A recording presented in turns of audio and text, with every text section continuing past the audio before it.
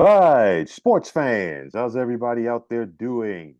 William Martin coming at you one more time here on YouTube with another edition of the 300 Pounds of Sports Knowledge Podcast. And on this edition of the 300 Pounds of Sports Knowledge Podcast, I have the privilege of having the man, the myth, the legend. Any other adjective that you want to use to describe him is good, it fits. And I'm talking about the one and only Ernest Dancy. Ernest, how you doing today, man? I'm doing great, Will. It's always a fun time when you and I connect and we talk NBA basketball. You already know, man. Listen, the season's right around the corner. I think that we are in store for a lot of fun-filled action. We've seen the moves that went down over the summer, some of the shocking moves that happened just before the start of the season. You know exactly what I'm talking about. But of course, tonight we're going to do something a little bit different this time around because we've talked about this among ourselves, and it's a hot topic that has been on for some time now. It ain't going away, and it's the old school NBA versus new school NBA, new school NBA versus old school NBA. Any way you want to slice it, but there is clearly a divide between generations as far as talented players. I'm not a fan of it. I'm really not. It's unfortunate. I think there is a respect issue there, from whatever way that people want to view it as, whether they feel like the new school guys are not respecting the old school guys, the old school guys are not respecting the new school guys, depending on which way that you're coming at it from. But it's a divide and it's truly unfortunate. Yeah, and it's uncalled for as well. Because if you would take somebody like let's just say for instance George Gervin, the Iceman, right? No matter what era you put the Iceman in, he's going to average at least 20 points per game. At the very least, he's going to average that. No matter whatever you put Wilt in or Shaq in, they're going to do their numbers. And Wilt and Shaq, specifically, they may do even more numbers now because you can't touch anybody. And all of the other big men are so used to not only launching up a whole bunch of threes, but since the other dominant big men shoot a lot of threes, they're not used to playing solid post defense. So they're going to get killed down there. So yeah, very interesting. It's crazy. I don't like it. It's weird to me. Listen, I think first and foremost, I think some of it is media generated, and I go back several years ago, probably around the pandemic when the whole, Jordan LeBron debate started. And I felt like, and I still feel like it's maybe one of the dumbest arguments that people want to have because A, it's two different eras of basketball. B, there is nothing similar to the games of LeBron James and Michael Jordan.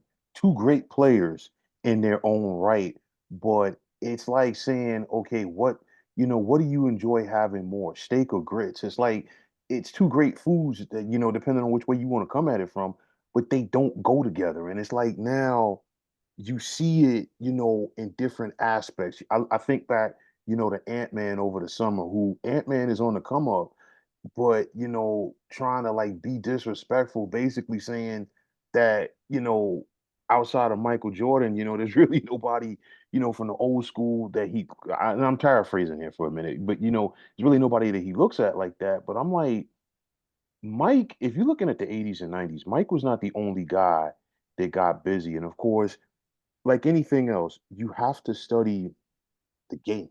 Okay. And I'm not trying to sound like an older guy, like, oh, get off my lawn or whatever, like that.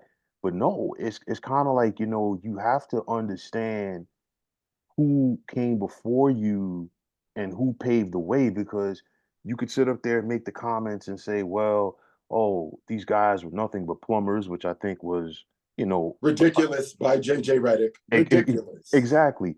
Okay, but you know what? These guys played in high school gyms in some cases. There were no, charter flights. You had to take care of your own uniform, travel. You were on a bus or a train. You were playing in There Chuck was no Taylor. 3-point line.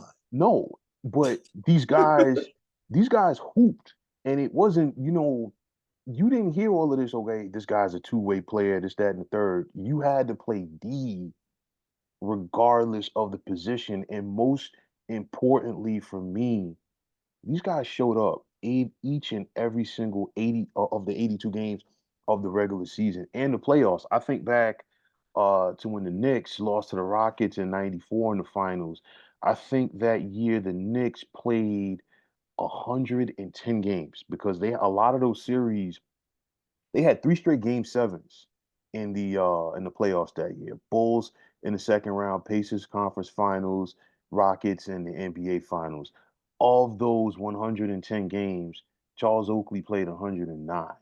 And it Okay? It wasn't was a badge of honor. Availability was a badge of honor back then. right.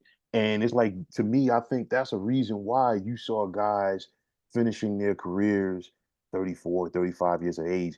Very rarely would you have a guy sneak in, maybe like a Robert Parrish, to like he was 40. You know what I mean? Correct. And Robert Parrish took his conditioning very serious because he learned from Nate Thurman early on in his career because Robert Parrish got started with the Golden State Warriors. A lot of people don't know that. But it's one of those where that's why, you didn't see guys extending their careers like it is now. And it's Hey, one look at Larry Bird. Case in point. Two right. guys who were on the same team, right? Parrish played like 20 years. But what people don't realize, Bird really did not play that long. He He didn't. really didn't He because didn't. that back went out. And he said it himself. Some of the vets used to tell him, hey, Larry, you can't be running during the summer like you do because what most people don't know is the fact that Larry Bird took his conditioning very seriously. He ran a lot during the summer. He ran a lot of miles. And they would tell him, Larry, that's going to shorten your career. During the summer, not only should you not be playing basketball, but you should not be running the way Right. that you're running. And Larry's argument was, okay, it might shorten my career, but in order for me to play 82 games at the level in which I play, in order for me to be able to hoop effectively against the likes of a Dominique Wilkins, like this is what I have to do during the summer. So Right. yeah, you're absolutely right. They gave it their all. Hence why most of them could not play 15, 16 years. And honestly, I have no problem with that because No. my whole thing is this: is like, listen, I think we've all been fans of basketball for a long time. And regardless of like, listen, I still remember my first ever NBA game. I was in high school, and it was one of those where the guys that I saw on the court that night, whoever was advertised on the marquee to play, they were going to show up to play. There was nothing in the 1980s, whereas if CBS had marketed all week long, hey, you're going to see Celtics Lakers Sunday afternoon, you knew when you sat down in front of your TV and you put that game on, you were going to see Larry, you were going to see Magic, and they were going at it. It was the same thing in the 90s. If it was Knicks Bulls, you knew right off the bat you were going to see Mike and you were going to see Patrick Ewing, and we could Yep. go right down the list. It wasn't any of this, load management. It wasn't any of this. I don't want to play.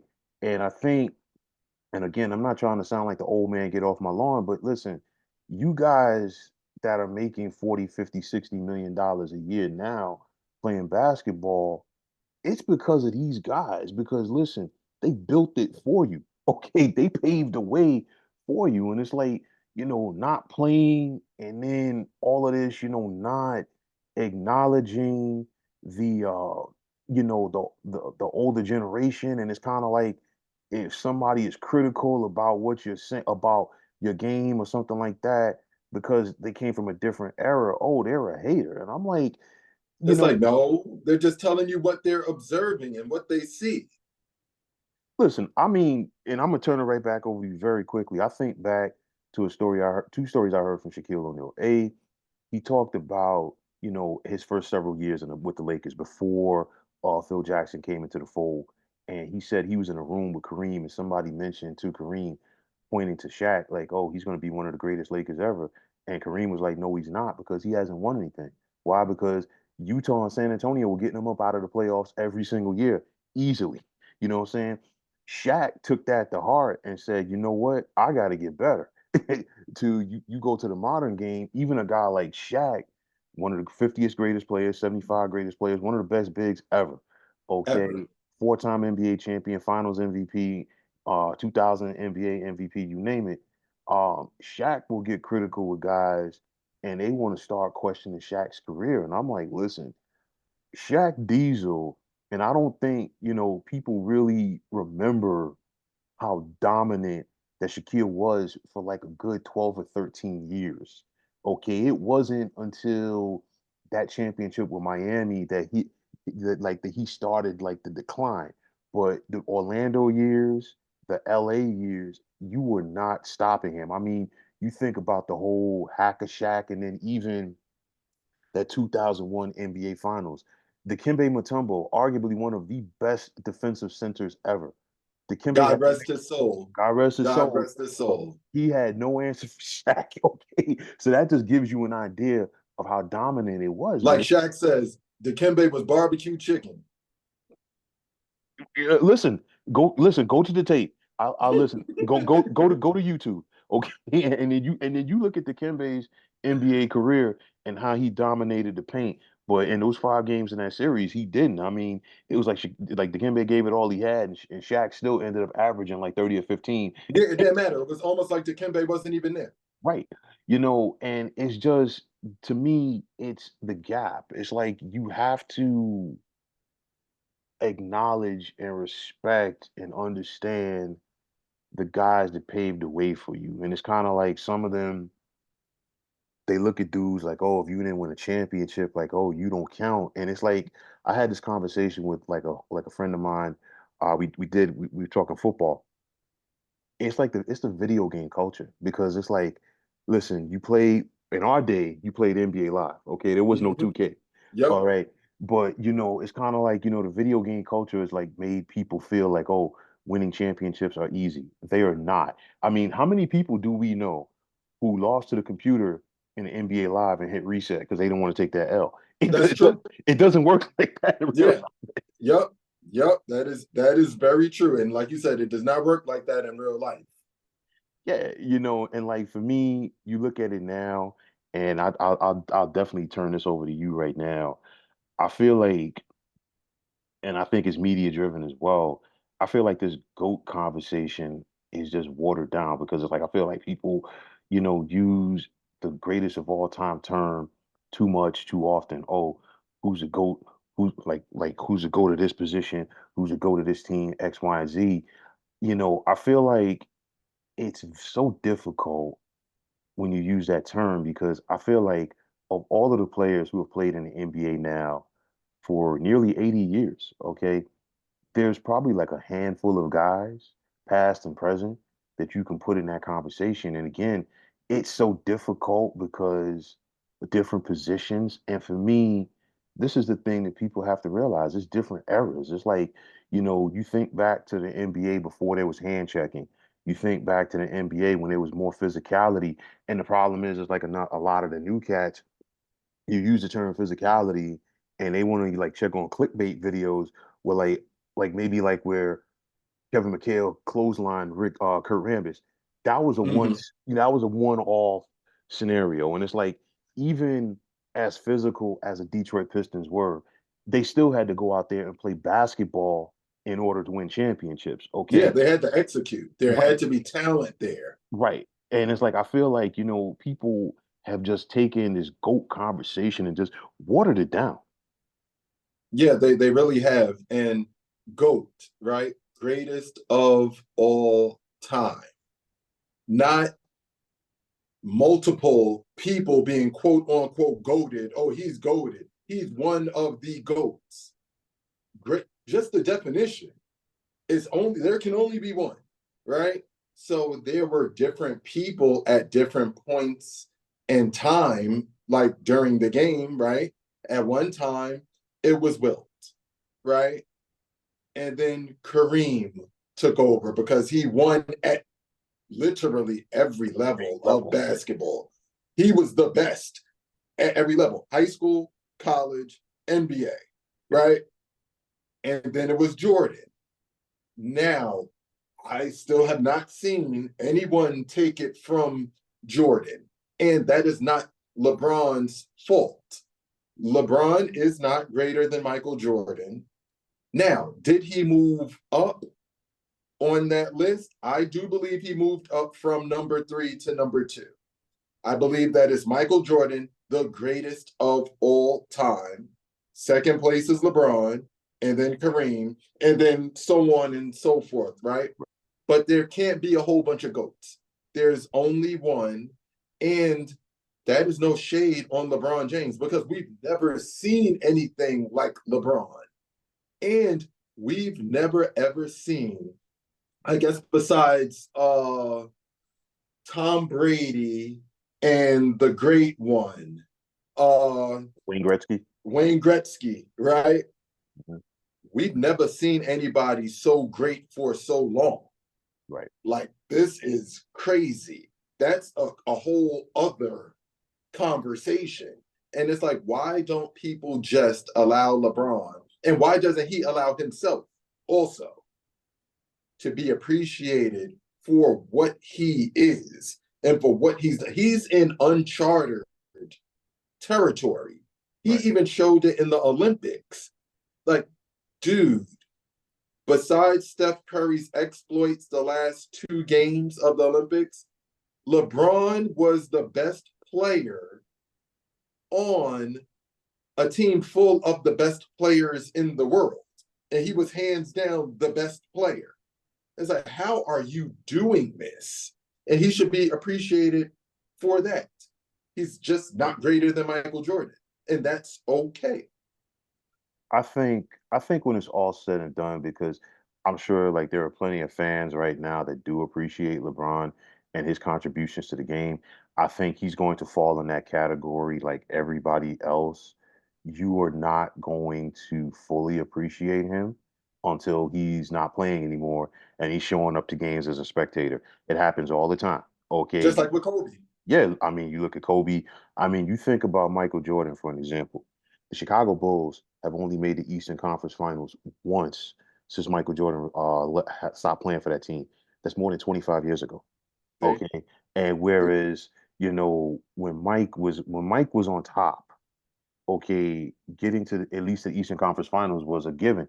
Even when he before he got to that championship level, I think he got there in 90 when they lost to the Pistons, and I think the Pistons got them out of there. I think it was a second round in 89. And staying with Michael Jordan, I have never, and please feel free to, chime in if you disagree with me. I have never seen a great player, regardless of the sport that he or she played in, that has been disrespected at the level of Michael Jordan. And I bring this up because you hear people, like some people all the time, oh, they want to question the competition that Michael Jordan faced. Oh, they want to question this. Oh, they want to question that. And I'm like, listen, you figure the man came in, he was the third overall pick in 84. Okay. He was finally out of a system where Dean Smith, the great Dean Smith, had the reins on him. And he wanted to show what he could do. Average 37 points per game in a level in like in an era of NBA basketball when there was hand checking. You go back to the 80, 86 playoffs. People forget Mike only played, I think, like 10 games that year, and he came back for the postseason because I know the Bulls were like easily like 15 games on the 500, and they lost to the Celtics in that first round series. And of course, that's when Mike put on. I think he had 62 points in game And two. what did Bird say? And what Right. did Bird say? Yeah, and it's like you think about that game right there. How many different guys did they put on Mike? They put Bird on him. They put McHale. They put Dennis Johnson, Danny Ainge. Nobody could stop the guy. And, after that, Mike started to like, build and build and get better. People And wanted to, Larry Bird said something to the effect of that was God wearing basketball shoes. yeah. Listen, I mean, you think about it. This guy was first team all defense darn near every year of the 1990s. He was a defensive player of the year. I think he was the last guard to be defensive player of the year if I'm not No, mistaken. Marcus Smart won it. Marcus Smart. Okay, I take that back. Marcus Smart. Did GP win one? I think Gary Payton may have gotten Yeah, it. I think GP won one. Okay. So I do take that back. But still, he was a defensive player of the year, five-time NBA MVP, six-time Finals MVP, and Mike was one of those guys where he wanted to score 40 on you, and he wanted to limit you to To four. 10. I Yeah. say I say four because he wanted to like diminish you to the point that like you thought twice before you had to check him because I always think about the Byron Scott story, and Byron Scott told the story like the last year of his first run with the Lakers, and they were playing the Bulls at the Forum, and he wasn't able to go because he had an injury. Okay, so he saw when he was leaving to go home to get dressed, and the Bulls bus was pulling up to the arena, and he saw Mike, and Mike showed him love, said what's up, and he was like, "You gonna be able to go tonight?" He was like, "I don't know." So long story short, Mike asked him who's guarding him, and he said Anthony Pillar. And Mike's eyes lit up and said the rookie, and he was like 50. And basically, when the game was over, Mike dropped 55, and he looked at Byron Scott and said, "I told you." you See, know, see, see that competitiveness. He terrorized the NBA. And you can even ask players today, they say, yeah, for all of LeBron's greatness, none of us fear him. That's saying something. People feared Shaq. They were drafting people like Olawakandi for the Clippers. They were picking people like him with the number one overall pick just for their size alone to have someone big to throw at Shaq. Like things like that because they feared them. You didn't want your mother watching the game when you went up against guys like this. Larry Bird walking into now. This is also why what Anthony Edwards, and I really love his game. He's a superstar, right? This is why what he said made absolutely no sense. How can Mike be the only skilled player from those eras, right? Where we had Pete Maravich in like the 70s, right? Pete Maravich could have did exactly what he was doing then in today's game, but with more freedom, way more freedom. He could have shot the three anytime he wanted off of any dribble combination his artistic mind could have imagined. Very few Doc, people have a better handle than Pete Maravich, right? Dr. J was another one. Yeah, come on. Larry Bird. It's like, did we forget about Larry Bird? Kevin Durant. And I think that Kevin Durant personally is the most dynamic scorer I've ever seen. I think Shaq is the most dominant player I've ever seen. I think Michael Jordan is the greatest player of all time. I think that Kareem Abdul-Jabbar has the most devastating, unstoppable shot ever created.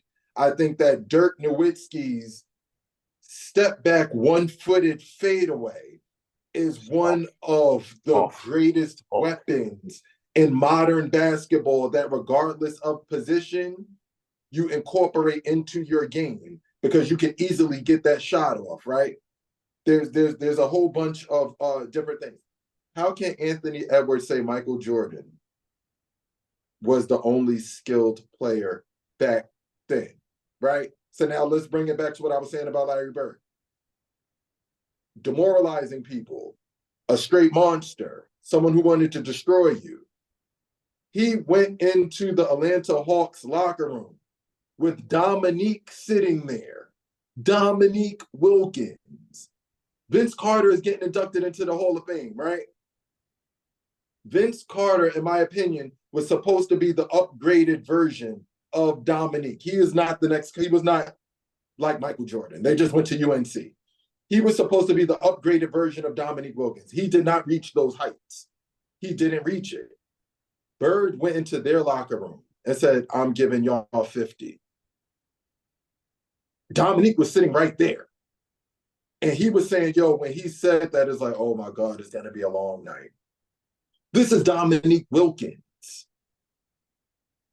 And see, the younger, to your point right there, the younger generation doesn't understand how bad that man was. Why? Because he never won a championship. And people got to realize it's different levels to it. It's different levels. He was playing in an era with Bird, Magic, Mike, Isaiah, Isaiah.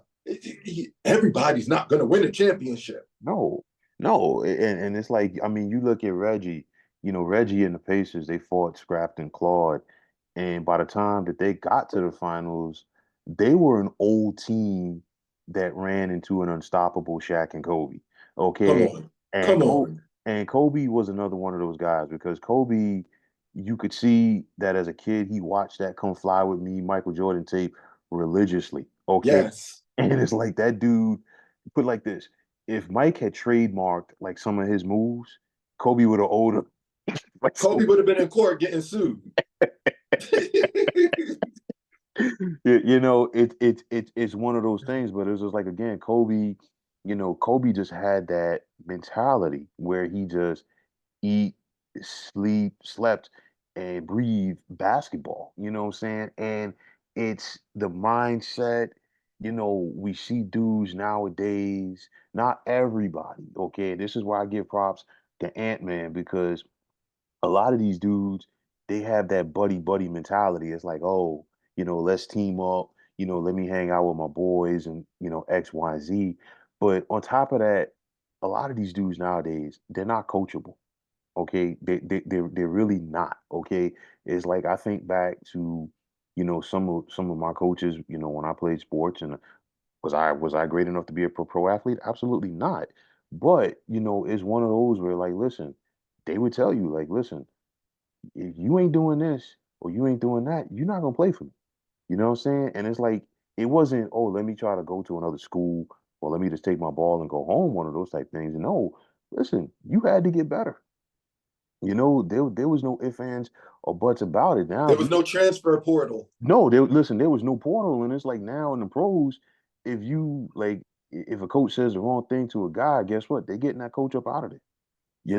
Yeah. And it's like, listen, you got to be coachable, because at the end of the day, none of us are perfect, and you figure that coach sitting on the baseline, he has the ability to see something in your game that you might not while you were playing on the court. You know what I'm saying? And I mean, getting back to Ant-Man, because again, I don't agree with what he just said, but I give him his props on the court because I love what I saw from him last season during the playoffs. Because you know what? That dude, every single round, okay, was like, you know what? I want to take your best scorer. Okay. Yeah. Like Yes. and I want to take him at the defensive level. He got Phoenix up out of there. He was a big difference in Minnesota beating Denver. And I know he wanted the Kyrie challenge in the He conference. wanted it. Yeah. He regretted it, but But he was but he had enough competitive fire to want it. And yes, that says a lot. yeah. Because listen, they just got a guy up out of Minnesota who, has a lot of talent to be much better than what he is. And I know like there's some Knicks fans that are singing his praises right now, but I'm like, hey, let's just wait until it's a key game in the postseason where you know what a dude has 9 points and like 5 rebounds and disappears. And we've seen other guys, when the chips are pushed to the middle of the table, a la James Harden, Mm-hmm. when it's a win or go home scenario and he doesn't show up. You know what I'm saying? Like, listen, you can't just say that you're great. If you want to talk the talk, you got to walk the walk. And there's layers to it, and there's a responsibility that comes with it. You want to sit up there, you want 40, $50 million a year. There's responsibility. There's Yes, that comes along with it. levels of it. Okay. Mm-hmm. You have to be a leader. okay, you have to be that guy to take that, take that clutch shot, when the game is on the line. You have to be that guy that faces the media, win, lose, or draw, and say, hey, you know what? This is on me. It's not a part-time position. It's kind of, you know, going back to bodybuilding for a minute. It's kind of like Ronnie Coleman. Everybody Hmm. be a bodybuilder, but no, everybody don't want to lift this heavy ass weight, man. Exactly. And a lot of people want to be Ronnie Coleman then, but they damn sure don't want to be Ronnie Coleman now. No. You know what I'm saying? And like it's like I said, it's just levels to it. I'm not a fan of this buddy ball and all this other stuff. I give guys credit, okay, for taking their careers into their own hands. But I feel And like, knowing that it's a business and knowing that it's a business first listen, and that they are the actual business, they are the commodity because they're the product that's being on display that gets these absolutely. owners these lucrative TV deals. Absolutely, because I mean, you figure how many billions of dollars was just thrown out over the summer by Amazon and NBC and For those rights, yeah, to those right. television rights. You know what I'm saying? But I'm like, listen, some of these dudes, I'm like, listen, I think that I get the business aspect, but again, I'm not trying to sound like the old man, get off my lawn, but I'm like, listen, maybe scale back on the podcasting. Leave the podcasting to like guys like us because you're on the podcast and it's just like you're focusing more on the podcast than what you're doing on the court in some cases. And then on top of that, you're up there calling out teammates, calling out opponents, in And podcasts. you're averaging a triple single like Yeah, Draymond Green. yeah, no, no, no. Dude, come on, man. It's Listen, like, come on, man. I understand that you want to segue to your next career. I totally get it, but you know what? Those opportunities are always going to be there. you know, Yep, you they know, are. it And you it could do it during the summer. yeah. Listen. There's absolutely nothing wrong with that. You got the time. You could be an apprentice. You name it. So, but that's back to the differences between the old school, quote unquote, NBA and the new school. The old school took being an NBA basketball player, they had more pride in actually giving it their all and making that their singular focus. I think that that's one of the differences. Um, Popovich is responsible for a lot of what's going on in the NBA right now because he's the one who invented the load management way of doing things. With Tim Duncan putting The, on the the the, stat sheet and everything before the game, essentially not going to play, too old. Kawhi Leonard, all of these things. He was the inventor of that, right, right. and now it's gotten blown out of proportion. So much so that the overcorrection, putting in the 65 game minimum, uh, unless you're not eligible for postseason awards, that cost Embiid the MVP. He was Yeah, supposed to be back to back MVP. You know but what I'm saying? It's cost certain players money actually because they were ineligible for all NBA spots. but If but you really look back to last season, Tyrese Halliburton's numbers, his averages would have actually been better. And all credit to Tyrese Halliburton.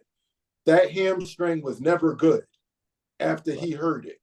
right. But he knew he had to reach that 65 game threshold in order to unlock certain incentives, in order to be eligible for certain postseason awards and accolades. So I don't know, man. It's a catch 22. I mean, it's a catch-22, and like to the point with Tyrese Halliburton, you know how it is because you play ball. Hamstrings are one of those things that are very delicate, and it's not like Very. it's going to get better in a week or something like that because eventually you're going to need to explode and you don't know how it's going to react. So, Exactly. it's very sensitive. And it's like I feel for guys like Tyrese Halliburton, but at the end of the day, they gotta blame their contemporaries because, the way that their contemporaries have acted in such situations, has allowed it. And honestly, I'm not letting the owners off the hook either because you look at a guy like Zion, you sat up there, this guy has not played, and you still turned around and gave him a max deal. The max, the Right. max. Right. So I'm like, if the guy didn't play when he wasn't getting paid, what do you think that's gonna happen now when the dude's getting 40 or $50 million a year? Look Okay. at Ben Simmons. Look at Ben Simmons. And I had this conversation with my little brother earlier today, right? It would not surprise me because who do they have on that next team? They have Cam Thomas. I They have think, Dennis Schroeder now. They and still have Cam Johnson, right. right? Okay. So you have three people who can score from the perimeter. Cam Johnson and Cam Thomas are very good 3-point shooters, right? So now you have space. It would not surprise me if Ben Simmons averaged 17 points, 8 rebounds, and 7 assists, If or he if he eight plays. assists, 7 rebounds. It would not surprise me because someone of his athletic ability, when motivated, because this is a contract year for him, it would not surprise me if he averaged 17, 8, and 7.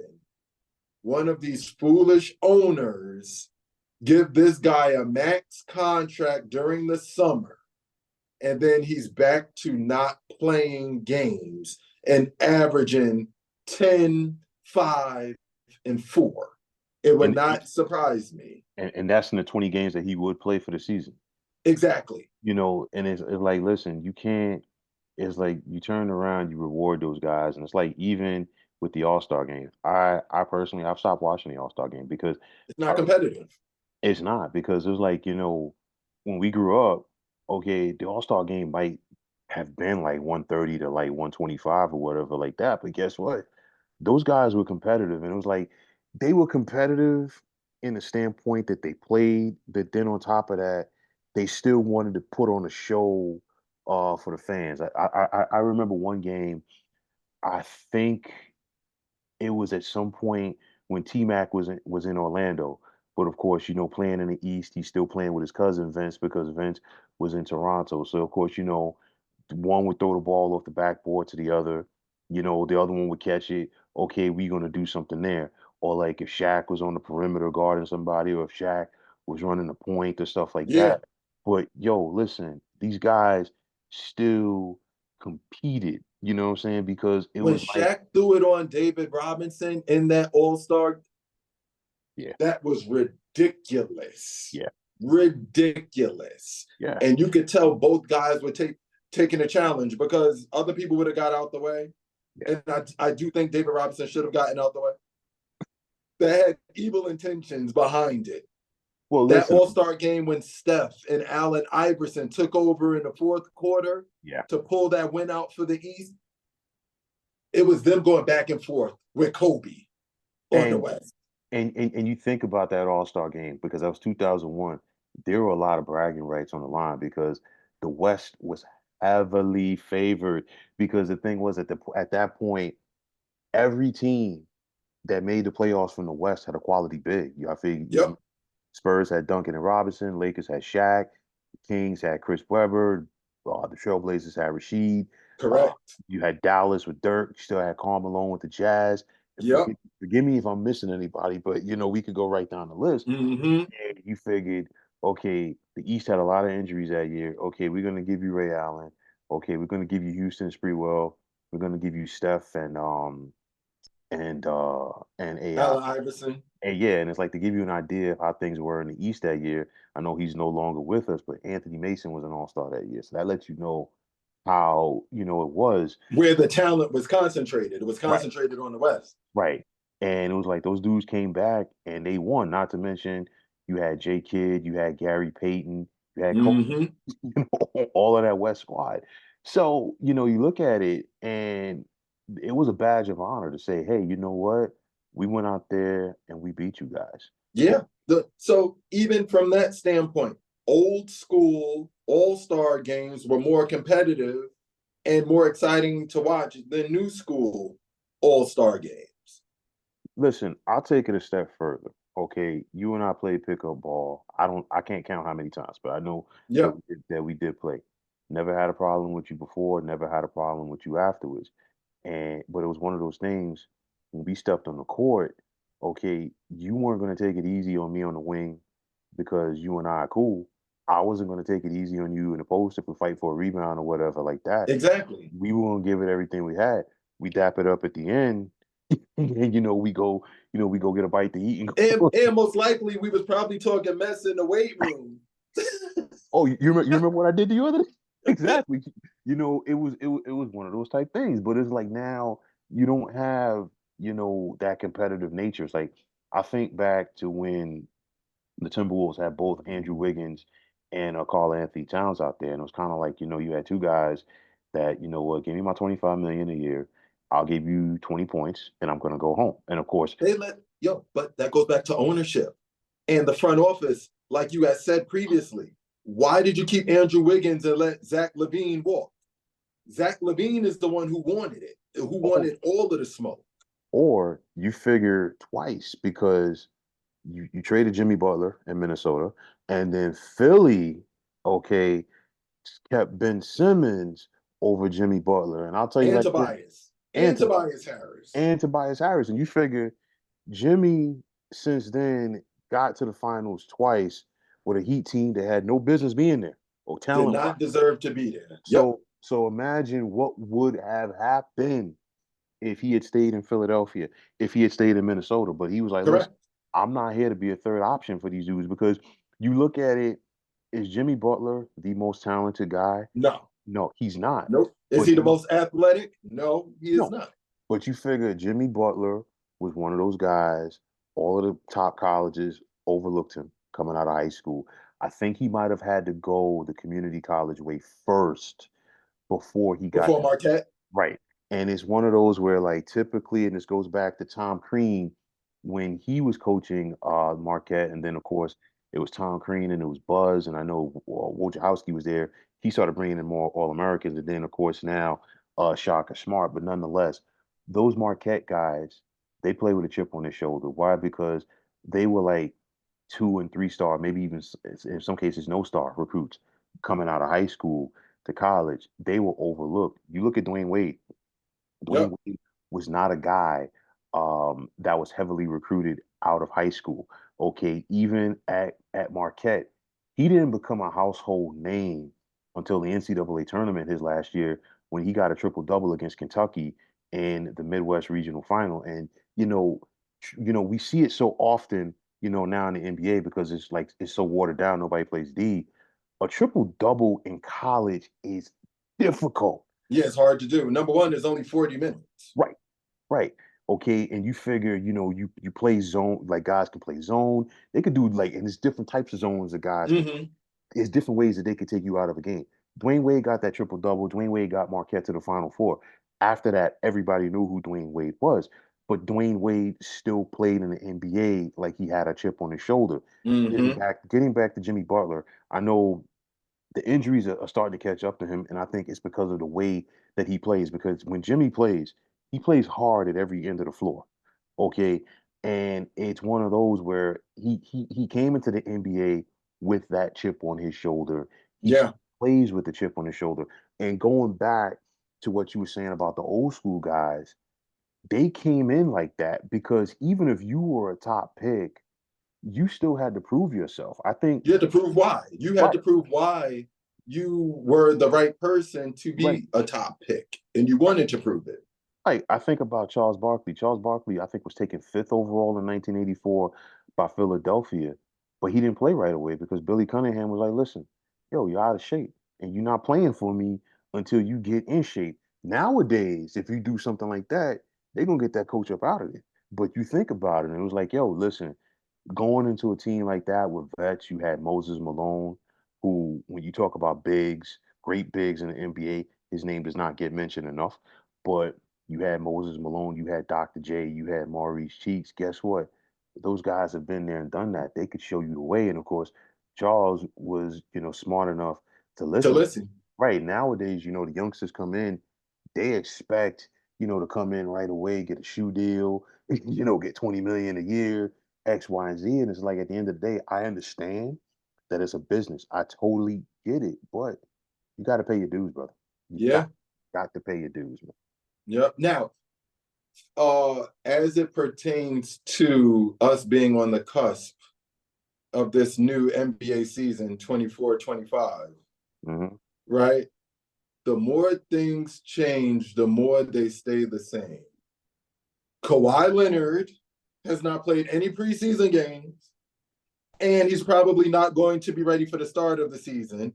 So I don't know how he nor his camp thought he would be able to play in the Olympics, right?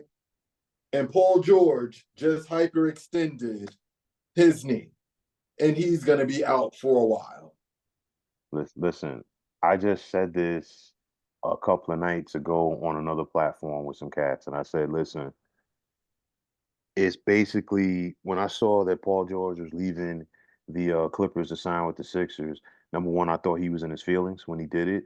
Number two, I said, you know what? Just cue the Spider-Man meme because you're going from playing with Kawhi, a guy who can't stay healthy, to going to play with Embiid, A another guy guy, who can't stay healthy. right? And now you yourself can't stay healthy either.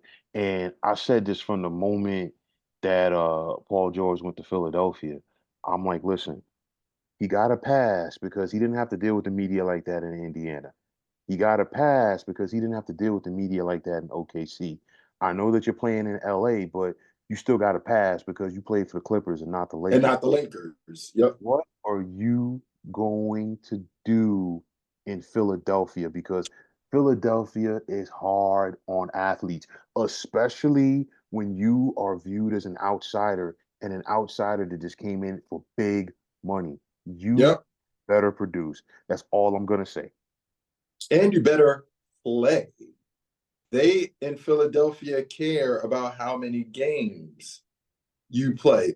This is a city who witnessed Allen Iverson play through every injury you could imagine. They had to force Allen Iverson to miss games. He was his own worst enemy as it pertained to that. AI wasn't sitting down for nothing. I'm trying to Listen, play not only every game, but I'm trying to play every game like it was my last. And now you have Paul George, who is a poster child for any knick-knack injury. I'm going to sit. And I'm also a magnet for major injuries. And you never know when I might not show up in the playoffs. yeah, You never know when I may pull a disappearing act. yeah, It can come at any time. yeah. So I think that Daryl Morey did. It was a good trade for it. It was a good pickup for Daryl Morey. I think he did a hell of a job with the moves that he made this summer to give himself at least a puncher's chance against the Celtics, right? And now against the Knicks. Hmm. He did a great job, and it was a great decision signing Andre Drummond Yes. for the games that Embiid will have to miss. And he'll have to miss these games for the rest of his career. I see that. He did a great job re-signing Kelly Oubre for the games that Paul George will miss. And they also stole the kid from Miami who messed up. Him and his agent overplayed his cards in Miami, Martin, Yeah, Caleb Martin. Caleb Martin, Yeah. to help fill that void for when Paul George misses time. So Daryl Morey did a great job, but those two guys, I I don't know what they're going to do health wise with Embiid and Paul George because you damn near have to keep them wrapped in bubble wrap. Yeah. It's like, listen, it's one of those, it's like, if you can get 60 games out of Embiid, God bless you. All right. And if you can get 65 games out of Paul George as well, it's going to be a miracle. And it's not just that, because once these guys get to the playoffs, they're not going to get, they're not going to stay healthy either. Like, even I've listened to guys like a la, the Kenyon Martins and the Bonzi Wellses of the world from that era. They talked about it where they was like, listen, you don't get better by not playing. You know what I'm saying? Exactly. You have to go out there and play. And I know Byron Scott told the story from when he coached the Nets, and Kenyon Martin didn't want to practice because he said he was tired. And he was like, all right. So he went to the trainer and he was like, listen, I want you to work him to the point that guess what? He's going to want to practice from now on. And guess what? Kmart came back and played. But Kenyon Martin was a guy that when he stepped on that court, you knew you was getting everything that he had. You Yeah, know he what gave I'm it saying? his all. Right. You know what I'm saying? And it And was he was actually undersized at that time, right. playing the power forward position. Because Because at Cincinnati, he looked like a bigger 6'9" than he was. he was And the way lean. he jumped out the gym. He was lean. He was probably like about 240, But Exactly. then you coming into the league taking on guys of like 275, 285. It's a big Tim Duncan, 6'10", 6'11". Rasheed Wallace, 6'10", 6'11". Chris Webber. Those are the guys right. that Kmart had Had to to guard. on a And night then we he made. had to switch off onto shooting guards Yeah. and chase around the Ray Allens, the Kobe Bryants, people like that. And he talks about that sometimes on Gil's Arena. He's like, yo, these guys have no idea that George Karl and all of them used to say, all right, Kenyon, you got Kobe. And I had to take that challenge. So that Listen, he was a good player. nah, He maxed out his abilities. He left it all on the court. listen, he did. I think, playing with J Kidd definitely helped him because J Kidd, and that's something that, the current game is missing is like those floor generals because the guys that they're not just a point guard because, oh, they're 6'2". No, because they're a point guard because they're going to make the people around them better. Drew Holiday Mm-hmm. is one of those guys. Yep. Chris Paul, even in this advanced stage of his career, he's one of those guys. So And was that Drew Holiday trade, right? Which was essentially, even though there was multiple stops, right, and reroutes, that Damian Lillard for Drew Holiday trade essentially did the Bucks give Boston a championship, not only a championship, but a championship window for the next 2 to 3 years. Because it was already crazy when they got Porzingis. mhm, People were betting on, well, at least they lost Marcus Smart. So they lost their defensive bite on mhm, the perimeter. But now you get Drew Holiday, who not only, to me, is the superior defensive player between himself and Marcus Smart, even though Marcus Smart has the Defensive Player of the Year award. he's quicker than He's Marcus Smart. also a way better offensive player, and Mhm, he is an actual point guard. right. Listen, Did Milwaukee will they regret that move? I think they will because I feel like, the Bucks, they pushed the panic button because you think about it, all right, they won in 2021. In 2022, they got to the second round. They took the Celtics to 7 games and lost. But let's not forget, Middleton got hurt. He hurt his knee in the first round that year. Then 2023, they had the best record in the East, and then Giannis had that back injury, and then Jimmy Butler just basically punked those boys. Okay, and I think after that, ownership pushed the panic button. They fired Coach Bud, which Yep, Giannis was not thrilled about, and then you traded Drew Holiday, and of course they weren't winning before Drew Holiday got there, and of got course there. they weren't going to trade him to the Celtics because you're not going to trade him in the East. But the Celtics were like, wait a minute, okay, he's going to Portland, he's going to be a stopgap guy there wherever they traded him to. We're going to make sure that we go out there and get him. And you figure that was a steal because if you're Boston, you get another ball handler. Yep, and one that can actually put you into your offensive sets so that Jason Tatum and Jaylen Brown don't have to do it. Marcus Smart is not good at running No, an no, offense. no. Marcus Smart is kind of like one of those classic tweener guards. Okay. Mm-hmm. And Marcus Smart, as good as he is, I think he's like a great six man. Okay. Yeah, yes. Drew Holiday is a starter.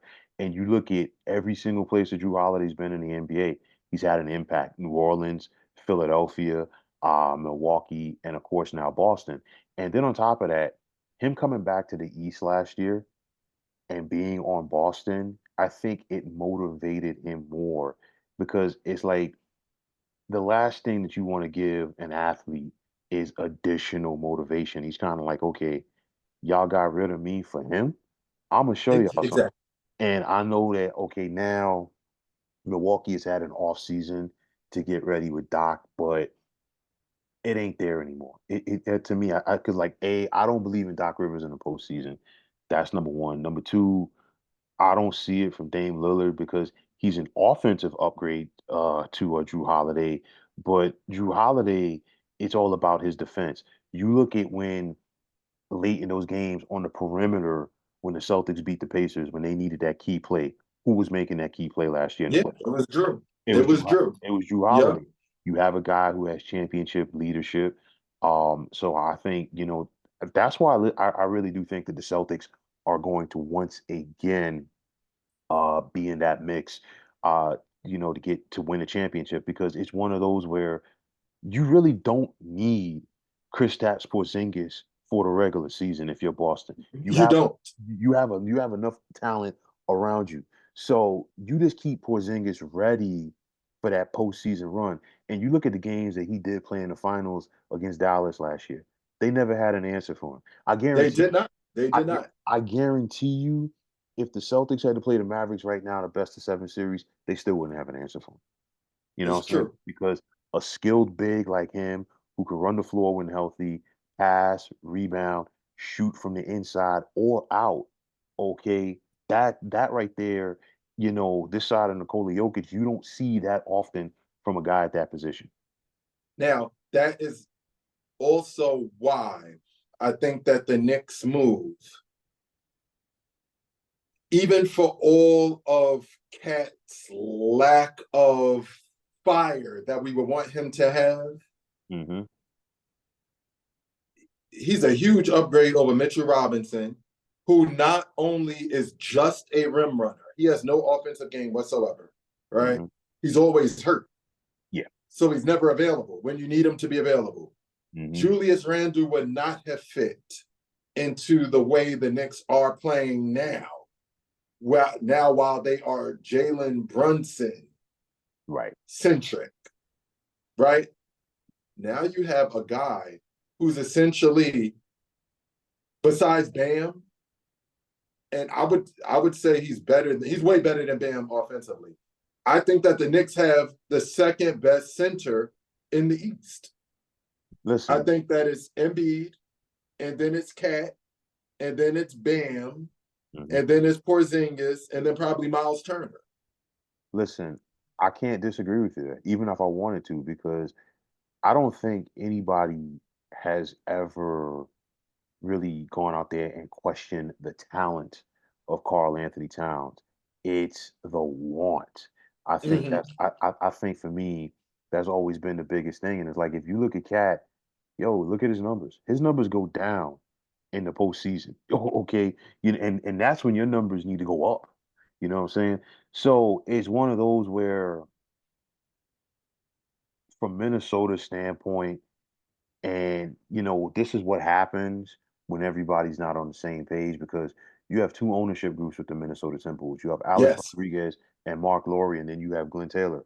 Glenn Taylor last season was supposed to succeed or seed rather majority ownership to A Rod and Mark Laurie. He didn't. but A then he saw what he had in Anthony Edwards and how Anthony Edwards is pushing this team is right, more valuable now. right. But then A Rod and Mark Laurie are looking at it like, hey, we're a small market team. And like we talked about this last season, that additional luxury tax apron is a game Yep. changer. Okay. Yes. So they're looking at it and saying, hey, if we can get to offer some of this money, we can get under that luxury tax and we can get some of that revenue sharing money in as opposed to paying the luxury tax. Now, if you're Minnesota, you're clearly not going to shop Ant-Man. You are not going to do that. No. So contract wise, it comes down to Rudy Gobert and Carl Anthony Towns. And as much as they would love to move Rudy Gobert, there's nobody in the NBA that's taking that contract. They're so not. so it's like Cat becomes the odd man out. For me with the Knicks, because on paper, I think it looks good. I just worry about it from a chemistry standpoint because I know you're hearing the stories about DiVincenzo and his, perceived role going forward with the Knicks. But my thing is this, is like you've heard Jalen Brunson talk about it, like, hey, you know, Dante DiVincenzo was one of his groomsmen at his wedding. You know what I'm saying? So clearly they're boys. And then, Jalen Brunson took less money, for a lot of things to work with the Knicks. And now you ship out one of his college teammates. I'm just curious to see from a chemistry standpoint how it's going to work because I do agree with you. Eventually, Julius Randle was going to be the odd man out. Exactly. And this is an upgrade on so many different fronts because simply due to lack of availability. When the Knicks Yeah. went on that great postseason run, they didn't have Mitchell Robinson nor Julius Randle. So And you didn't have two bigs. You had Isaiah Hartenstein who's instead, who's now in OKC. who's now in OKC, right? Cat is better than all three of them. He's better than Hartenstein, he's better than Randall, and he's better than Mitchell Robinson. Absolutely. So he's just added to what the Knicks had going during that postseason. So, all right, Dante DiVincenzo is a big loss, but Dante DiVincenzo is not better than Mikal Bridges. So you slide in Mikal Bridges at the two. Mhm. You're bringing You got the undersized small forward you got who they still got Anunoby, they still got Anunoby, Josh Hart. Josh Hart. So you got Brunson at the one, Mhm. Bridges at the two, Josh Hart at the three, Mhm. Anunoby at the four, Cat at the five. Yeah. You And got McBride coming off the bench. and You got do they still have Precious Achua? they still got Precious Achua. They Mhm. still have him. They said Mitchell Robinson to be back by the new year. And he'll They be hurt have Shaman. and he'll be hurt by the trade deadline. Oh yeah. Oh, definitely. He'll be hurt before the Knicks have a chance to trade him up out of there. He'll be hurt. Mm. He'll be hurt. So I think that they made I think they I think they made the moves they had to make to keep pace with Philly. And I'm sorry, go ahead, man. no, you Oh, go I was just gonna say, which team benefited most from that trade? Denver. from that trade Come out on. of the Knicks in Minnesota. I say Denver. Because if you think about it, it's like now you no longer have to worry about Cat in the West. you know, if you Just are Gobert, and Gobert is no worry at all. Yeah, and Jokic doesn't have to go up against a two-headed.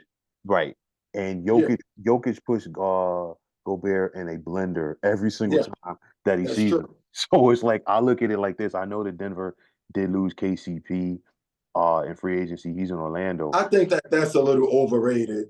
That them talking about that loss, they acting like KCP averaged 20. 16 and completely shut down superstar shooting guards or point guards, which he did not.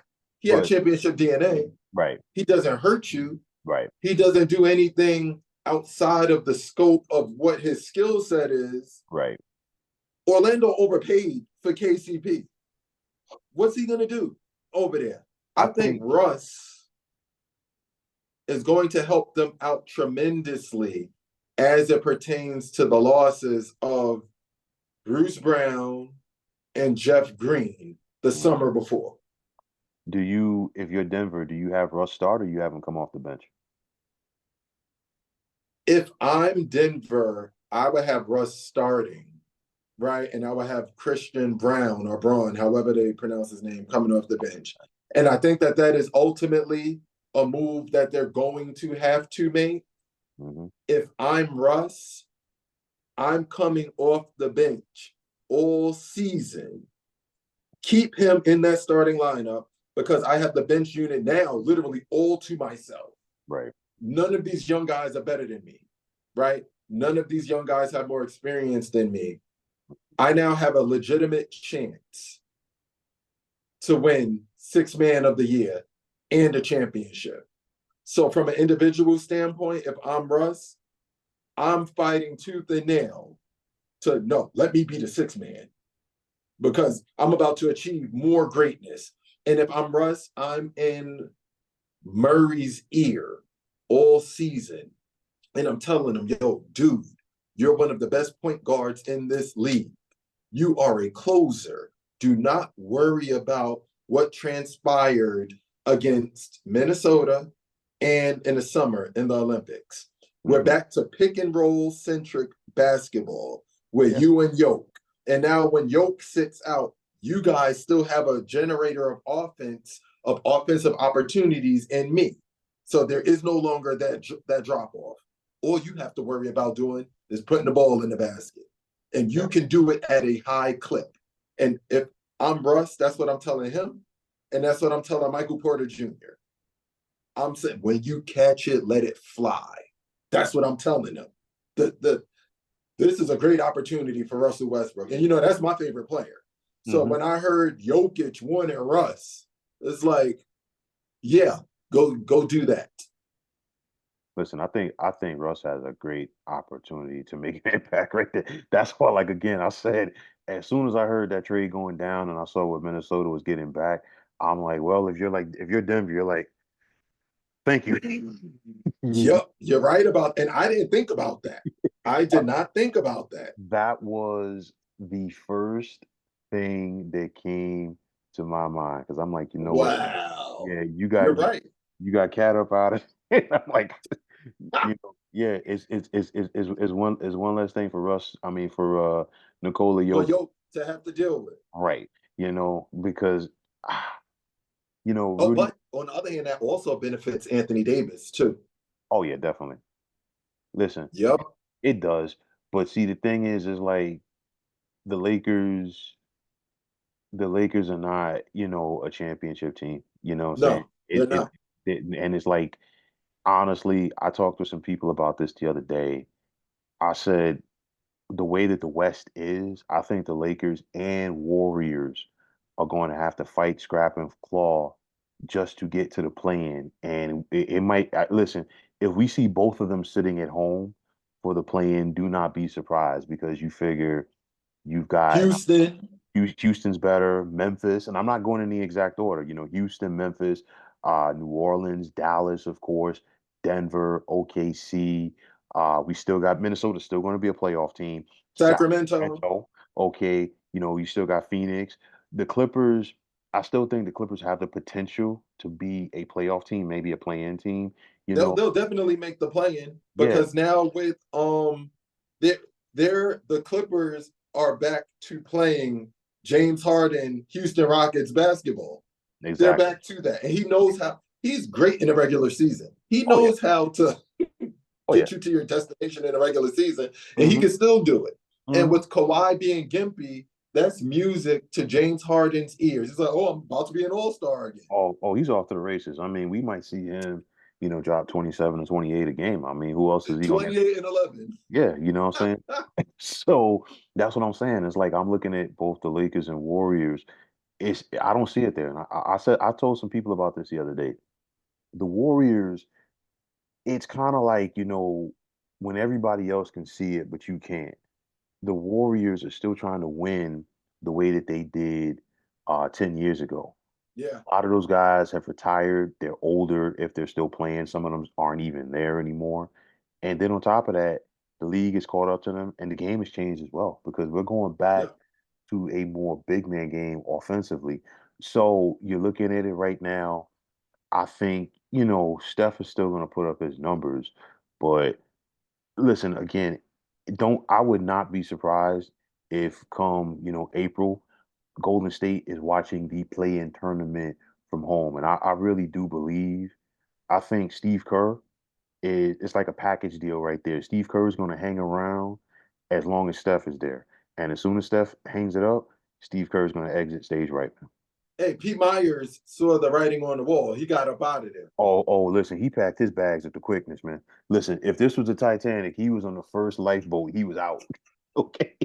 You know what I'm saying? It's one of those. Listen, after after that 2019 loss to Toronto, I know they came back. They won a couple of years later, but listen, the ship didn't sail, man. The ship Yeah, didn't. it really has. And let me ask you this: Mhm. where is Andrew Wiggins?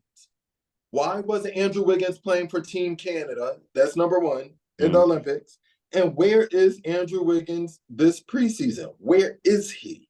I know. I think over the summer or like maybe like a month or so ago, I think his dad died. I know Uh, it was a family member, a close family member that passed away, and I know okay. there's rumors about some other personal stuff going on, but I'm like, since they're only rumors and I don't know it for a fact, I'm not gonna put anything out. Yeah, put it out there. But there's like some other stuff personally that's going on, and because like I mean, you look at Wiggins, his productivity has dropped off since they won that last championship because he was supposed to be the next guy He's supposed to be the second guy. that they segue to. And when there's stuff going on off the court, and your mind is not there, you're not gonna reach that level because again, I tell people, I remember watching Andrew Wiggins play that one year at Kansas. Scoring wise, I'm like, you know what? That dude had it, and you could see it when he first came into the league with Minnesota. But in going to Golden State, he was a key factor in them winning that championship. His defense got a lot better. Yeah, Once he got to the Warriors, but again, he's got a lot of like off the court stuff going on. So again, I don't. It's rumors as far as what it is. So like I said, I'm not gonna put it out there. But how got that you. is. Because Like he's definitely been missing in action. He's hmm definitely been missing. hmm It's like it's glaring. yeah. It is glaring. But yeah, And, the Warriors are cooked. They're and cooked. not only are they cooked, but them giving Draymond that thank you contract has already hurt them because Clay saw that, and Clay, even though Clay got his money for those couple of years when he wasn't playing, but Clay saw that and he wanted another thank you deal, and of course, since they didn't give him that thank you deal, he left. But I mean, Draymond, And it's also a slap in the face when you're shooting 39% from three. Okay, I'm not shooting 42% from three. I get it. You're shooting 39% from three. Okay, mhm, I'm not averaging 21 points per game, but I am averaging 17.8. You never have any problems on the court as far as your behavior, he and played definitely have no problems off the court and as he played far as D your behavior. and he played D as well. And then, so they say your D has slipped a teeny bit, but Steph Curry can't play D. And Draymond Green is a menace behavior wise. And you give Draymond all of that money. Listen, it's one of those where Dallas Slap in the face for him.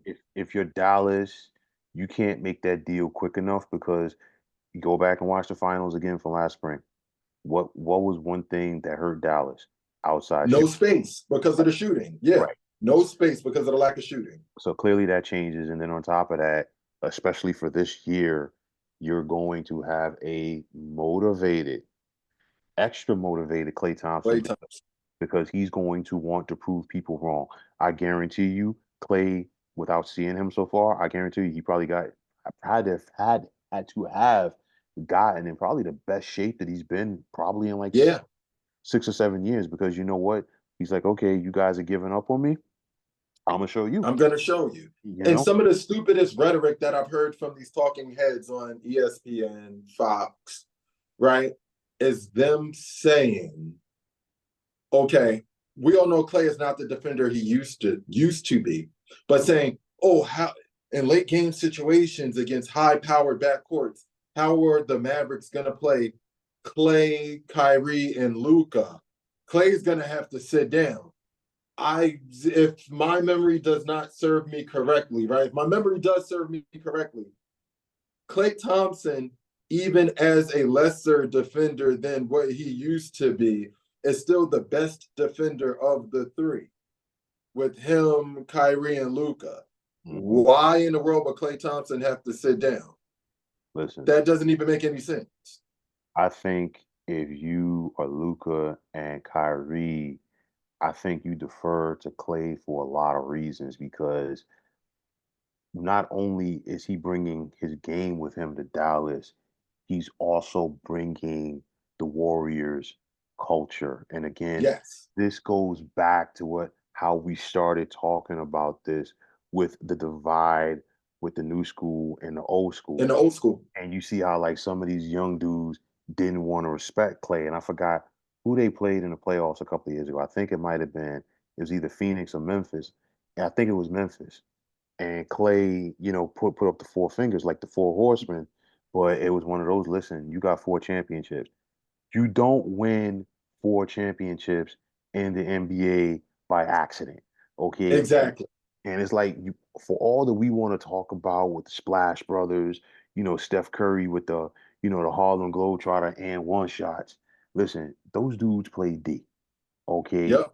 And Yep. and the thing is like when you're willing to play D, you are willing to work. So Kyrie has his ring, okay, with Cleveland and LeBron in 2016. Luka's right there, and Luka darn sure wants to get his. Now you bring in a guy like Clay. Of course, you still got your head coach and Jay Kidd, who knows what it takes to win a championship in the NBA. But I guarantee you, Clay's going to be a guy that he's going to get the respect of that locker room because Immediately. because if those guys want to get to that level, they're going to listen to him because Yeah.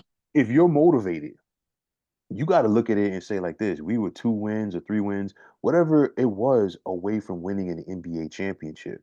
We know we can get there, but can we take that next step? This guy walks into the room, you know, with a handful of rings. Listen, that's what if that's what you want. If you want those bragging rights, you're gonna listen to that guy. Yeah. And he gives them the best chance as currently constituted and constructed Hmm. to get it. And you can't leave him to go and show on Kyrie or go and show on Luca. You can't leave him. And to your point, all it's gonna take is Clay to knock down one or two shots to open up things for Kyrie and That's Luca. all it takes. Because if you're gonna have to D him and Kyrie is still super explosive off the dribble, so guess what? That extra second that you have to pay attention to Clay, Kyrie's by you and Kyrie's to the basket, and either he's scoring or he's creating for somebody else. We know what Correct. we know what Luca is going to do. So I guarantee you, especially in those playoff situations, in the last 4 or 5 minutes on the basketball game, you're going to see Klay Thompson on the court. You're going. Correct. You're I don't going. know. That's why I don't know what they're talking about. I don't know what those talking heads are thinking when they say some of the things that they've been saying. Well, the talking heads are the talking heads because some of those same talking heads are the same ones who want to sit up there and add fuel to the fire when it comes to the likes of disrespecting the likes of, Michael Jordan and so many others who have paved the way. I mean, you think about it, Jerry West, who arguably is the logo of the NBA, a lot of these kids don't know anything about him. They don't even know that he was the architect for two Laker dynasties as a general manager, and Mm-hmm. not to mention what he did on the basketball court, in the 1960s and 1970s in the NBA. And of course, the NBA will never admit that Jerry West is a logo. Why? Because you know how much money that they would owe. I know he's His passed away. family. Yeah, because I mean, you think about how much merchandise that us alone that we've bought that had Yeah, that NBA logo on it, the courts, headbands, very sneakers. true. So, Very true. but yeah, and it's like again, you gotta respect, who paved the way for you, man. At the end of the day. Definitely. Mhm. Definitely. So this to wrap it all up, this old school versus new school is quite funny because Anthony Edwards says that his favorite player was Kevin Durant, right? Kevin Durant is very similar to Larry Bird in a lot of different ways, Mhm. right? Kevin Durant has not surpassed Larry Bird No, on the all-time greats list. And no. he may never do it, especially if he doesn't win a championship with the Suns. He needs a championship as I want to say the head guy. I want to say, even though on that Golden State Warriors team, he was the best player. Mhm. Um, he needs to win a ring in a place that has not won the ring already before him, which is Phoenix, right?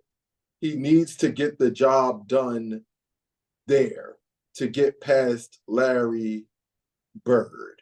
Mhm. Bird is greater than Durant. So that's another arguing point for the old school versus the new school. in my opinion. When they spoke about the level of competition that Jordan went through to get his rings compared to the level of comp a Curry or a LeBron had to go through to get their rings, I want you to name the top 10 greatest players of all time very quickly. For me, not in any exact order. Mm-hmm. For me, I definitely put Mike on that list, of course. Um, I will put Kareem Abdul-Jabbar. Okay. For me, I'll put Magic Johnson. That's three. Okay. Um, I will definitely put Bill Russell. I never saw him play directly, but I did. I have watched a lot of old basketball, and it's one of those where, from an outsider, they'll say, "Well, Bill Russell didn't, score a lot." He didn't have to, okay, because of the people, A, the people he had around him, and B, the things that he did well, like averaging more than 20 rebounds a game, darn near for his entire career, impacted the game and his defense as well. So Um, that's four. that's four. You definitely have to put Wilt Chamberlain on that list. Uh, did, Five. did I say Kobe Bryant? Not yet. Okay, so Kobe Bryant is on that list at number six. Uh, Six. did I say LeBron? Nope. Okay, so LeBron is seven. Thank you. Seven. So he's on that list as well. Um, I said Shaquille O'Neal. Mm-hmm. For me, also, I have to say Larry Bird. You know what I'm saying? Because Eight. Larry was a bad man. Um, for me, right there. On top of that, I'm gonna go with surprise here for some people. I'm gonna say Tim Duncan. Nine. Okay. And for number 10, wow, you really got me thinking right here. You know what? I'm gonna say Dr. J, man. So that's 11, right? So you didn't say Curry. You didn't put Curry in the top 10. No. So the only players that Curry had to go through for his rings in Mm-hmm. your top 10 was LeBron. Jordan had to go through Bird, Mm-hmm. Magic, Shaq. Who else did you say? Uh, Tim Duncan was the era that was the next Tim, Tim, Tim, era. Tim Duncan was right after that, but he did go through Shaq in 96. Okay. Nobody else on there that like because basically by the time he got to that championship level, Bird's back had failed him. You know what I'm But he saying? was still there and he had to go through the Celtics Hmm. to build up to being the champion that he was. And then of course, Magic passing the torch to him and Was Kareem still on the Lakers at any point in time when Mike won a ring? Or he no, was long gone? Kareem's last year was when Isaiah got his first ring, so that was 89. Okay. Hmm. Okay. So that So Mike had to go through at least three of the greats on your all-time greats list. hmm Curry didn't even make your top 10. The only one he had to go through was LeBron. LeBron only had to go, Shaq was on his last leg. hmm When Kobe was doing it, LeBron couldn't get to the finals because he couldn't get past Boston. right. Um, LeBron didn't have to go through anybody on your top tens list. My top tens list is Mike, LeBron, Kareem, Magic, um,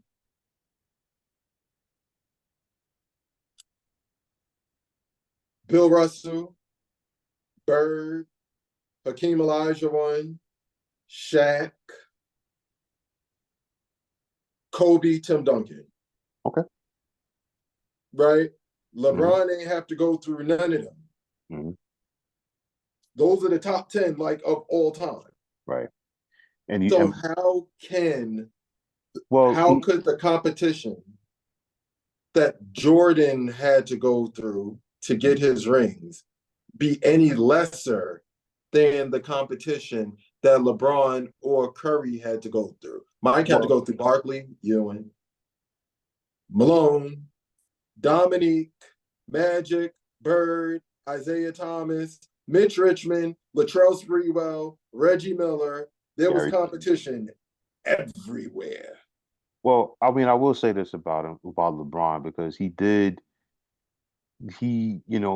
basically the only finals L that Tim Duncan had, they lost to the Heat. I think that was 2013, 2013. And of course, Mm-hmm. Duncan was already starting to slide because Yep. at that point it was more of Tony Parker and Manu, Yes.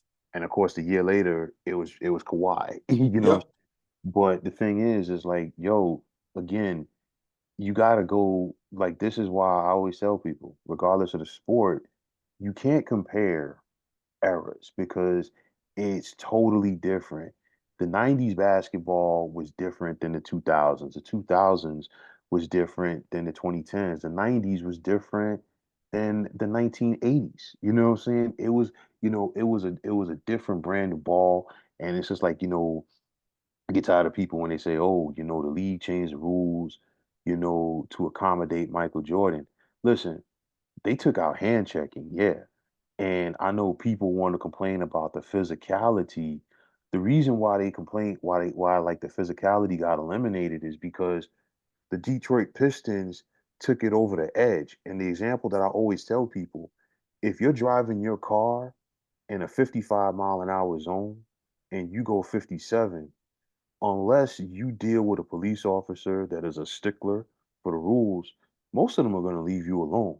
Now, in that same 55 zone, if you're doing 80, they're going to pull you over and they're going to read you the riot act for speeding. That was basically it with the Detroit Pistons of the 80s. Physical basketball had always been there. You knew that if you drove to the lane, there was a price to pay. You weren't Mm-hmm. there was no such thing as easy layups. The Pistons mindset was, you know what? Well, if you're going to go to the lane, all five of us are going to foul you because they can only call one foul at a time. You know what I'm saying?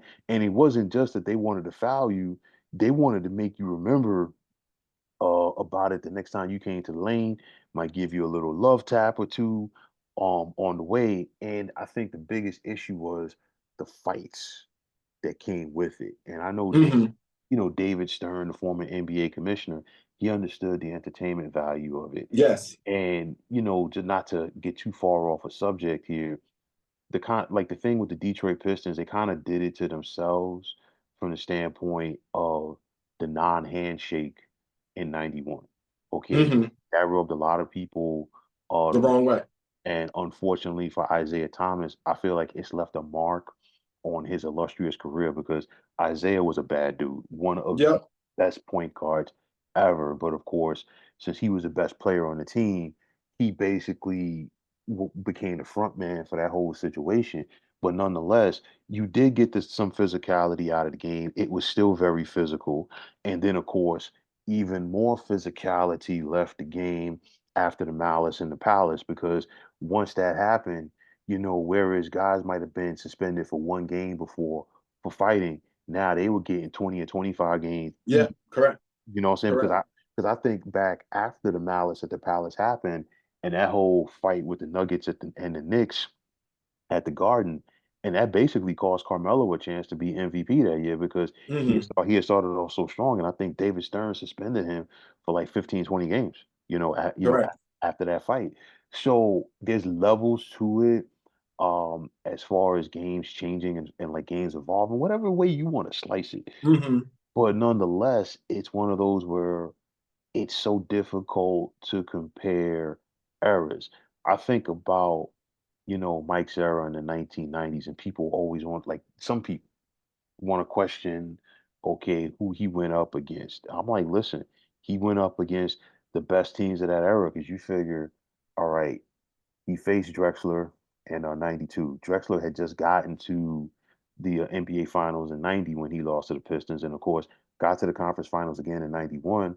And Magic was like, nah, nah, nah, we not having that. You think about the Suns team in '93, what Charles Barkley brought to that team. You had a Kevin Johnson who people don't remember for what he did, and of course Mike had to go through the Knicks. Talent wise, did the Knicks match up to the Bulls? Not really, but they kind of like resembled the Detroit The Pistons Pistons because of the physicality. And I with a think more talented center. right. And I think the other thing that like younger cats or anybody might look back on it and now and question that era is because listen, you're looking at it from the standpoint now where you have 3 and 4 all-star caliber players on each team, so On to each speak, contending team. Yep. right on the top tier teams. You didn't have that back then. It was kind of like with the Knicks, you knew that their focal point was Patrick Ewing. Before the Spurs got Tim Duncan, the focal point was David David Robinson. Robinson. You might have a scenario where okay, Utah had Karl Malone and John Stockton, and Seattle had Sean Kemp and Gary Payton, but that was about it. Yeah. Like the narrative has now changed. So like now we gotta have an all-star caliber point guard. We gotta have an all-star big. We gotta have, an all-star wing player. And I know that people are gonna say, well, what about the Lakers of the 80s? They drafted most of those guys. What about the Celtics of the 80s? They drafted most of those guys. Hmm. It wasn't like, okay, let me just try to go out there and link up with this guy. Let's have a powwow at the All-Star game. Yo, okay, you go throw a fit so we can get you traded to my team over the summer and all. No, no, no. It was none of that. Okay. I agree. It was none of that. It was like, listen, I wanted to beat you. If you and I played on different teams, okay, and you beat me, I'm not going over there looking at you saying, oh man, listen, man, yo, get me on a team for the next time we run, It's man. like, nah, I'm staying with this team. And when we get up after next, I hope you win this next game too. I Right. hope you win this because I'm trying to get back on and We be the one to we pick you off. we coming back. You know what I'm saying? But it's a mentality, man. And it's just like the bulk of these guys simply don't have it, man. Because That's that's not the atmosphere in AAU and stuff like that that they grew up in, no, and it plays a part. it's like even now, it's just like you see guys with this whole transfer portal thing. Some of these guys will be 4-year college players and they played at 4 different schools. You know what though? It's now again, this is what happens when overcorrections take place. The NCAA was so corrupt and so stringent on college athletes. I mean, when we were playing for the schools, that was a full-time job. And unless you're going to a higher level D1 like a Duke, a North Carolina, a Maryland, Florida, Florida State, places like that, you're Hmm. not getting money from boosters under No, the table. You're not getting all of these benefits, right? You can't even work a part-time job because your schedule is full with athletics and with schoolwork. And yeah, then too, if you don't get along with the coach, or if you and the coach are not seeing things eye to eye, or you're come screwed. to find out the dream that those coaches were selling you as a junior and senior in high school to get you to their schools does not work out your freshman year, your sophomore year, and now you're stuck at that school because if you transfer, you got to sit out a year. Mhm. That crushed a lot of players, a lot of college athletes. So now this is the overcorrection. And I'm glad that the power is more in the hands of the parents and the college athletes and Mhm. not this corrupt NCAA or these institutions that were making all of that money off of the name and likeness of the players. I remember sitting in the dorms playing one of those NCAA games. I have no money in my pockets, right? But I'm but playing as me yeah, in yeah, the NCAA game. yeah. Come Listen, on. listen. I have a good friend of mine who played ball, and I felt bad for him. And it's like there's so many others like him. The coach that recruited him to that school was an assistant coach, and within his first year there, that assistant coach left. That's the worst. That's And the worst. Most of the time, it's the assistants who recruit you, right, and that's who you built the relationship right. with.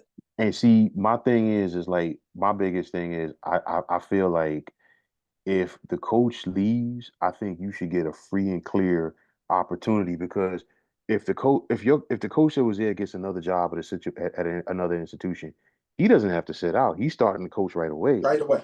But even if you wanted to go join him at said institution, You got to sit out of here. right? I feel like you know what? I feel like everybody should get like a one-time get out of jail free card. You know what? They sold you a dream on a recruiting trip. It ain't working out. You get to bounce. But like my only problem is the guys who every single year it's a different institution. It's like Yep. if you're a 4-year college player and you've played at 4 different schools, you never were around long enough to learn a system. You know what I'm saying? And that right there is a big thing. And it's just like sometimes if you're not good enough to reach your own potential expectations, maybe sometimes you got to look in the mirror and say, hey, what can I do to get better. And so many kids, they get lost up in the wash because they got the wrong people telling them the wrong things as far Yes. as like the money that they can make. Because I mean, you just look at it from an American basketball aspect, and I know like we jumped the shark here a little bit before we wrap Mhm. up, but it's one of those where like you have close to 500 D1 basketball schools. Let's say of those 500 D1 basketball schools, you have 40 kids who declare early for the NBA draft. Right off the bat, with 30 teams, there's only 60 guys getting drafted. We're not even mentioning the guys who are coming in from overseas. Mhm. So if you have 40 kids that declared early, there's only what 14 lottery picks, and once you get to the second round, unless your name is Bronny, that money's not guaranteed. You know, What did they give him? They gave him 4 years, 7 million. yeah, something like that.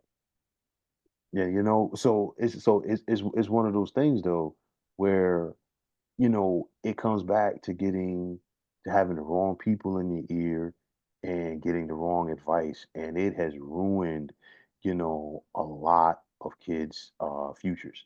You Yeah. know, Yes. it truly has, and I feel like, you know, do your research, because everybody's going to tell you whatever you want to hear to get you to go play for their respective school.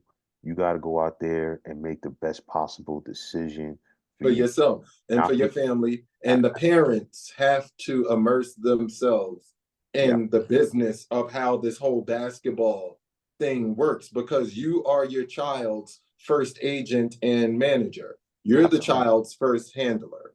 Yeah, So they have to educate themselves. But that also does still stay on topic with the differences between old school basketball versus new school basketball and how things work, how things are structured, and the business of it all. Because yeah, it's all inclusive. It's not just the play on the court, it's what happens outside the court, too. yeah. Listen, I'm not mad, at some of these kids getting the opportunity to make money because I'm like, listen, I know guys personally that deserve to get, money, and unfortunately, they didn't get that opportunity. You see some of these teams, some of these schools where they have, the basketball team makes the NCAA tournament, or like their football team goes to a big bowl game, and guess what? When they come back, now you see the construction cranes going up around the school, building new buildings and swimming pools and all this other stuff. Correct? And it's like, these kids, they gotta go out there and try to get phone cards like this before the days of cell phones, Yeah. giving you an Yes. idea how old we are and things of that nature. So it's like, listen, I'm all for the kids getting the bread. I Yep. listen, I totally am. It's just like, listen, just make the right decisions and just have the right people around you and just be willing to listen. That's the biggest thing for me, man. Correct. Mhm. I couldn't agree more. Yeah, man. But listen, man, we have covered a lot. I mean, Yep. a ton, and I think we covered more than what we initially anticipated going in. But I think this right here was tremendous, man. This, Me too. Well, I had a great time as always. yeah, man. And I mean, wow. So I mean, listen, we're gonna be doing this some more, especially with the NBA season, literally right around the corner.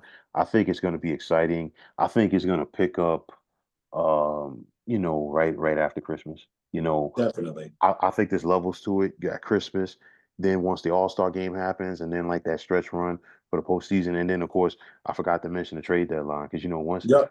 once those trades happen and you know who's like locked in to said teams, for the entire season. And the other big thing for me is going to be the injuries because whenever key guys get hurt, that opens up opportunities for other guys to go out there and shine. You figure, the whole Tyrese Maxey situation in Philadelphia Correct. is like, yo, that young man took that opportunity and ran And with it, ran with it. And and ran with it. and he got paid, and he deserves every dime that he got.